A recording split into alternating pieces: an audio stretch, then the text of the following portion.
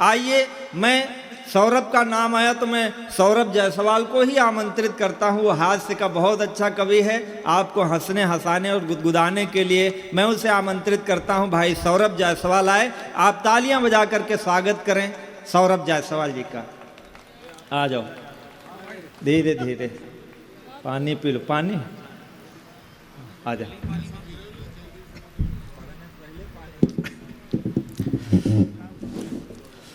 हमारे स्वागत में आपने बिल्कुल भी तालियां नहीं बजाई।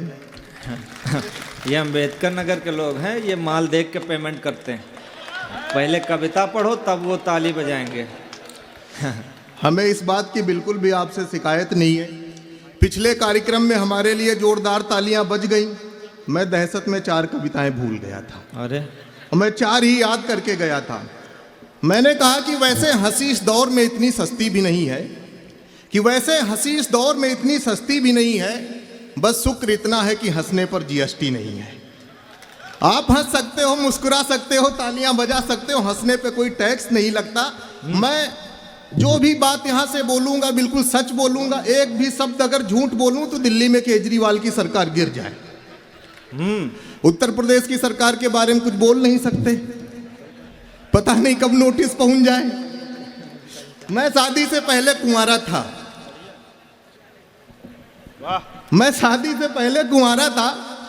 तब मैं श्रृंगार रस की कविताएं लिखता था। फिर हमारी शादी तय हुई, मैं तब भी श्रृंगार रस की कविताएं लिखता था। सर हमारी एंगेजमेंट हुई, मैं तब भी श्रृंगार रस की कविताएं लिखता था। हमारा तिलक हुआ सर, मैं तब भी श्रृंगार रस की कविताएं लिखता था। श्रृंगार हमारा खत्म ही नहीं हो रहा था। अच्छा, फाइनली सर हमारी शादी हो गई, मैं तब भी श्रृंगार रस की कविताएं लिखता था। एक दिन हमारी श्रीमती जी हमारे सामने मुंह धो के खड़ी हो गई। भगवान कसम श्रृंगार से विश्वास उठ गया। वाह, बहुत अच्छे।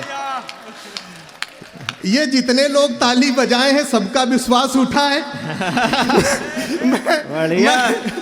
मैं आपकी पीड़ा को प्रणाम करता हूं। तब से मैं हास्य रस की कविताएं लिखता हूं। इधर के लोगों का ज्यादा उठा है। है क्या सर? गजेंद्र भैया बताऊं कि पत्नी और सरकार दोनों एक जैसे होते हैं। दोनों को चुनने का अवसर मिलता है। चुनने के बाद न सरकार सुनती है। बाकी पत्नी के बारे में हम कुछ नहीं कहेंगे। हमें घर जाना है, आप लोग वीडियो बना लेते हो, यूट्यूब पे डाल देते हो तो बड़ी दिक्कत होती है हमें। अच्छा, हमारे एक मित्र हैं शुक्ला जी, उनकी नई शादी हुई। शुक्ला जी के चाचा बस्ती से लखनऊ आए, उनके स्वागत में सारी तैयारियां की गई, उनको भोजन कराया गया। चाचा जी ने भोजन करने के बाद शुक्ला जी को बुलाया, कहा बेटा सब तो सही था लेकिन बहू ने दाल पतली बनाई है। शुक्ला जी का जवाब सुन के अगर मजा आए तो आप उसे तालियों में तब्दील करिएगा। शुक्ला जी ने जवाब दिया, चाचा जो स्त्री पुरुष की हालत पतली कर सकती है। अरे बहुत अच्छे, उसके लिए दाल कौन बड़ी बात। बहुत अच्छे। मैं ऐसा नहीं, मैं स्त्रियों के विरोध में कविताएं सुनाता हूं, मैं सम्मान में सुना रहा हूं कि सुबह से लेकर शाम हमारी बीबी, दिल का है आराम हमारी बीबी, और जीवन में जब दर्द कभी आ जाता है बन जाती है झंडू बाम हमारी बीबी। कि बन जाती है झंडू बाम हमारी बीबी। अच्छा, है क्या? देखिए, आपने पुष्प की अभिलाषा सुनी होगी, मैं पति की अभिलाषा पहली बार आपको सुना रहा हूं। स्वागत है भाई। कि पहिने रूपानी हील बाज ना मिले, कि पहिने रूपानी हील बाज ना मिले, हो सीधी साधी डील बाज ना मिले, लूली मिले, लंगड़ी मिले, कानी मिले, बस प्रभु पत्नी रील बाज ना मिले। इन सबके यहाँ रील बन रही है कि बस प्रभु पत्नी रील बाज ना मिले। अच्छा अबे भैया हमसे एक लोगों ने पूछा कि पत्नी और साली के बीच में तुलनात्मक अध्ययन करके बताओ। वो और बात है कि हमारी कोई व्यक्तिगत साली नहीं है, हमारी बीबी को जो भी दीदी बोल देती हम उसको मान लेते हैं। कि खिले हुए रोज सी लगती है, कैटरीना के पोज सी लगती है, पत्नी चिकन पॉक्स का टीका, साली बूस्टर डोज सी लगती है। कि पत्नी चिकन पॉक्स का टीका साली बूस्टर डोज सी लगती है। मैं दादा क्या बताऊं, मैं काफी नकारात्मक टाइप का व्यक्ति हूं, काफी नेगेटिव टाइप का व्यक्ति हूं। कोरोना की तीन लहरें आके चली गई, एक में भी पॉजिटिव नहीं हो पाया। हो सकता था लेकिन नहीं हो पाया। लेकिन कहीं कहीं मामलों में मैं पॉजिटिव हो जाता हूं। लेकिन हमारे साथ सर घटनाएं बहुत होती हैं। अभी हमें लखनऊ से सीतापुर जाना था। हमने जैसे ही बस पकड़ी, बस वाले ने गाना बजा दिया, सफर आखिरी है मेरी जिंदगी का। अरे हमने कहा यार ये गाना निकाल दो, हमें बस से उतार दो। बस वाला था उत्तर प्रदेश परिवहन का, हमको कान पकड़ के नीचे उतार दिया। अरे अच्छा, गाना लिखने वाले भी गजन भैया अभी आप चर्चा कर ही रहे थे कि कैसे कैसे लोग गाना लिख देते हैं। किसी ने लिखा कि उसने जुल्फे लहराई तो बरसात हो गई। अब बताइए अगर किसी की जुल्फे लहराने से बरसात होती तो बुंदेलखंड में सूखा पड़ता। किसी ने कहा कि मैं उसकी जुल्फों की छांव में सो गया। हमने कहा उसकी जुल्फे हैं कि यहाँ अम्बेडकर नगर की नगर पालिका का तंबू कना दो। ऐसे थोड़ी होता है। किसी ने लिख दिया कि उसकी आंखें नहीं झील हैं। हमने कहा अगर आंखें झील हैं तो फिर झीलें क्या हैं? गजब तो गजन भैया तब हो गया जब किसी एक प्रेमी अपनी प्रेमिका से कह रहा था कि जानम तुम्हारी आंखों में दुनिया दिखाई देती है। अरे हमारे पास डिस्कवर 100cc है, उसके कागज नहीं है। हमने भी उससे गए, उसके पास कान में पूछा, हमने कहा भाई देख के बताओ अगले चौराहे पे चालान तो नहीं कट रहा। जब यार दुनिया दिखाई दे रही तो अगला चौराहा भी दिख रहा होगा। बहुत अच्छे। गजब गजब की चीजें लिख देते हैं। वो सर किसी ने गाना लिखा था कि क्या तुम्हें पता है गुलशन मेरे दिलबर आने वाले हैं। अरे अच्छा, उस जमाने में हमारे दिलबर थे तो ये गाना मुझे पसंद था। मैं गाते हुए जा रहा था, भैया की तरह एक व्यक्ति सामने जा रहा था। हमने एक बार गाना गाया कि क्या तुम्हें पता है गुलशन मेरे दिलबर आने वाले हैं। भैया ने पलट के देखा। हमने दूसरी बार गाना गाया, फिर भैया ने पलट के देखा। तीसरी बार जब हमने गाना गाया फिर भैया ने पलट के देखा। हमें लगा गजेंद्र भैया की भैया को गाना बहुत अच्छा लग रहा है। हमारे पास भैया आए, हमको खींच के 3 कंटाप मारे। बोले हमारा नाम है गुलशन। अरे और हमें बिल्कुल नहीं पता है तुम्हारे दिलबर आने वाले हैं कि नहीं आने वाले हैं। बहुत अच्छे। यार दिलबर को करो फोन, हमारी काहे कोपड़ी का रहो। तो देखिए क्या जुल्फे घटा नहीं है, आंखें झील नहीं है। जो हमारे जीवन में घटा है वो मैं आपको सुनाता हूं कि पहलू जो अनछुए हैं, उन पहलुओं पे बात हो। इश्क में जो कूटे गए हैं उन मजनुओं पे बात हो। उसकी जुल्फे हैं घटा कतई ही नहीं। उसकी जुल्फों में जो जुएं हैं उन जुओं पे बात हो।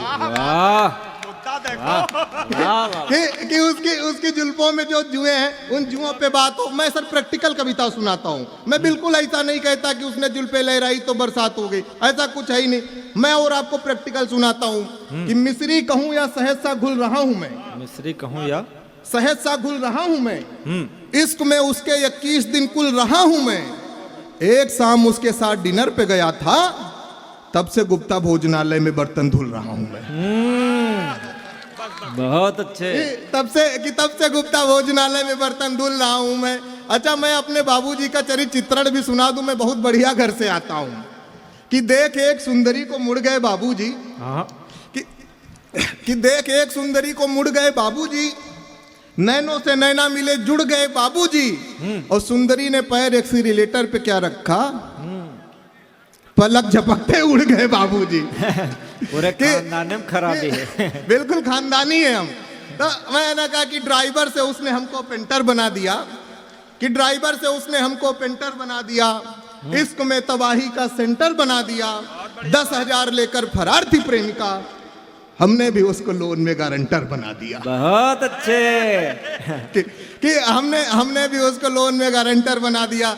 यहाँ पर तो सारे समृद्ध लोग, बड़े लोग बैठे हैं। मैं ऐसे कार्यक्रमों में कविता पढ़ता था जहाँ हमको एक आधा बड़ा आदमी मिलता था।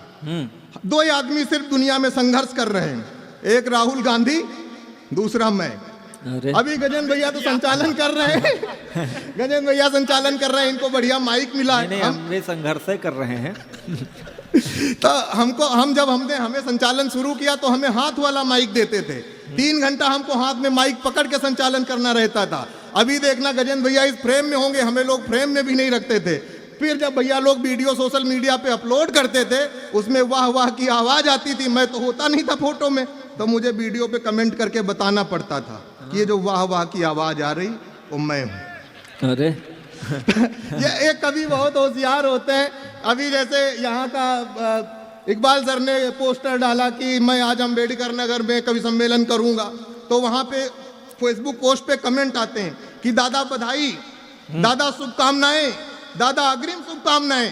फिर मेरे जैसे लोग आते हैं, दादा आप इस कवि सम्मेलन में हो, कवि सम्मेलन सफल, बिल्कुल ताबड़तोड़ शुभकामनाएं। इन चारों बातों का मतलब मैं आज दादा को बता दूं, इन चारों बातों का मतलब ये होता है दादा आप तो खूब कवि सम्मेलन करते हो, हमको काहे नहीं बुलाते हो। ये अंदर की प्रैक्टिकल बात होती है। अच्छा, कवि बहुत होशियार होते हैं, कहेंगे कि मैं बहुत थका हूँ, बड़ी दूर से आया हूँ, गला खराब है, तबीयत नासाज है। देखो ये कोई भी बात नहीं, ये डैमेज कंट्रोल होता है। सौरभ जम गए तो जम गए, नहीं तो गला तो खराब ही है। तो ये सब चीजें होती। देखिए कविता सिर्फ हंसी ठिठोली का काम नहीं, कविता जिम्मेदारी का काम है। मैं अपनी जिम्मेदारी का निर्वहन करके 2 मिनट में अपनी जगह पे बैठना चाहता हूँ। अभी यहाँ पे कवि सम्मेलन होना था, आलोक सर ने अभय भैया से कहा कि मैं सौरभ जायसवाल को बुलाना चाहता हूँ। अभय भैया ने कहा देखो सौरभ जायसवाल बड़ा हास्य का कवि है, 30 से 40 हजार से कम में नहीं आएगा। लेकिन मेरी किस्मत ऐसी है, मैं क्या बताऊँ, आप हमारा अगर 9 बजे सम्मान करना चाहते हैं तो हम 8:59 पे अपना अपमान करा लेते हैं। आलोक सर का हमको डायरेक्ट फोन आ गया, कहने लगे सौरभ कवि सम्मेलन करा रहा हूँ। हमने कहा सर उसके लिए आपको बधाई। कहने लगे मैं तुम्हें बुलाना चाहता हूँ। मैंने कहा सर उसके लिए मुझे बधाई, लेकिन सर बधाई अपनी जगह है, 3000 से कम में नहीं आ पाऊंगा। बहुत अच्छे। मैं बिल्कुल, भले ही मैं चला जाता हूँ 3000 में, लेकिन हूँ इंटरनेशनल टाइप का कवि। हमने एक बार फेसबुक पे एक शेयर लिख दिया था, कनाडा की एक बंदी ने लाइक कर दिया, तब से खुद को अंतर्राष्ट्रीय मान रहा हूँ। अरे बहुत अच्छे, बहुत बढ़िया सौरभ, वाह। तो ये सब चीजें, बात कुछ है ही नहीं। आप लोग देखिए, आप लोग ना कभी बीच बीच में हंस देते हो। देखिए हर बात, देखिए मल्लिका का मतलब मल्लिका शेरावत नहीं होता, कभी कभी मल्लिकार्जुन खड़गे भी होता है। वाह तो बात पूरी सुनना चाहिए। आप लोग बहुत आनंद के लोग हो, एक बार मेरे लिए तालियां बजा दो, ये वीडियो में आ जाएगी तो मेरी भी दुकान चल जाएगी। बहुत अच्छे। ये सब चीजें। अच्छा, मैं अम्बेडकर नगर में खड़ा हूँ, राजनीति की बात ना करूं तो बात अधूरी रह जाती है। अभी वंदे भारत से एक भैंस बार बार लड़ रही थी। अमित शाह जी से पूछा गया, गजेंद्र भैया, कि ये भैंस लड़ क्यों रही है? अमित शाह जी ने जो जवाब दिया, हम जवाब आपको सुनाते हैं कि सुन के शाह को सांस उखड़ जाती है, विपक्ष की तो हालत ही बिगड़ जाती है, मोदी जी को बदनाम करने की है साजिश, भैंस है ये सफाई जानबूझ कर लड़ जाती है। बहुत अच्छे। कि भैंस है सफाई जानबूझ कर लड़ जाती है। अडवाणी जी का संवाद भी सुना देता हूँ कि ड्राइवर न सही तो सवारी ही बना दो, कम से कम एक तो तस्वीर हमारी भी बना दो, और मोदी जी पीएम बनने से रहे हमें अब किसी मंदिर का पुजारी ही बना दो। बहुत अच्छे, वाह बहुत बढ़िया सौरभ, वाह वाह। कि हमें मंदिर का पुजारी ही बना दो। मैं 2 मिनट में वो राम वाली विशेष कविता है भैया आपकी उपस्थिति में पढ़ना चाहता हूँ, आपकी अनुमति के साथ। स्वागत। अगर सीता जी का हरण आज के समय में होता तो सीता जी को न्याय मिलने में, राम जी को न्याय दिलाने में क्या क्या दिक्कत आती। मैं 2 मिनट की कविता पढ़ के आपसे विदा चाहता हूँ कि भले ही सही था त्रेता में प्रतिशोध मेरे राम का, पर कलयुग होता तो हो जाता विरोध मेरे राम का। कि लखन के सूपनखा की नाक काटते ही, राक्षसों को जमीन पर पाटते ही, मैं तो लखन को प्रणाम कोटिस भेज देता, पर इस कृत्य के लिए महिला आयोग उन्हें नोटिस भेज देता। बहुत अच्छे, बहुत अच्छे। पर इस कृत्य के लिए महिला आयोग उन्हें नोटिस भेज देता। मानवाधिकार रावण के साथ खड़ा हो जाता, सीता का दुख छोटा रावण का दुख बड़ा हो जाता। मानवाधिकार अनुमति नहीं देता मानवता के हनन की, हनुमान जी कभी इजाजत नहीं पाते लंका दहन की। बहुत अच्छे। कि हनुमान जी कभी इजाजत नहीं पाते लंका दहन की। करोड़ों की संपत्ति के नुकसान का केस हनुमान जी पर तुरंत ठोक देता लंकेश। कि महिला सशक्तिकरण के नाम पर आई सरकार, राम की जानकी पर कुछ यूं करती उपकार। कि सीता जी के अपहरण का करके केस दर्ज, सरकार इस तरीके से करती अपना पूरा फर्ज। कि अगल बगल के सारे सीसीटीवी खंगाले जाएंगे, न्याय मिलने तक सारे सबूत संभाले जाएंगे। जांच चलती रहती कोर्ट की अगुवाई में, सीता जी की पूरी उम्र बीत जाती सुनवाई में। बहुत अच्छे, बहुत अच्छा भाई, वाह वाह वाह। कि जांच चलती रहती कोर्ट की अगुवाई में, सीता जी की पूरी उम्र बीत जाती सुनवाई में। कोर्ट की तारीख पर तारीख देखकर आंखें बरसती रहती, राम जी कोर्ट के बाहर बैठे रहते, सीता न्याय को तरसती रहती। कविता की अंतिम पंक्तियां, आपका आशीर्वाद मांगता हूं कि सीता जी को न्याय मिलने का मामला तब हो जाता विफल, श्रीमान जब रावण किसी पार्टी का जाता निकल, श्रीमान जब रावण किसी पार्टी का जाता निकल। बहुत बहुत आभार, बहुत बहुत धन्यवाद।